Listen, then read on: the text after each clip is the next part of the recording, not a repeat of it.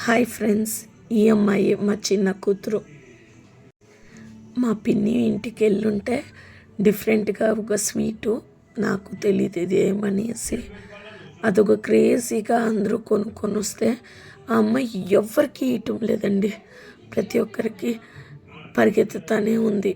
ఆ అమ్మాయికి అమ్మమ్మ, మా పిన్ని అయితే వాళ్ళ చెల్లిని నువ్వు మా అమ్మమ్మ కాదు అంటుంది.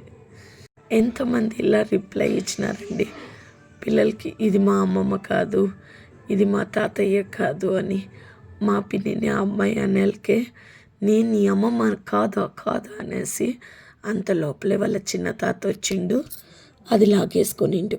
లాగిన తక్షణమే నాకి తాత అనేసి చూడండి ఏమవుతుందో.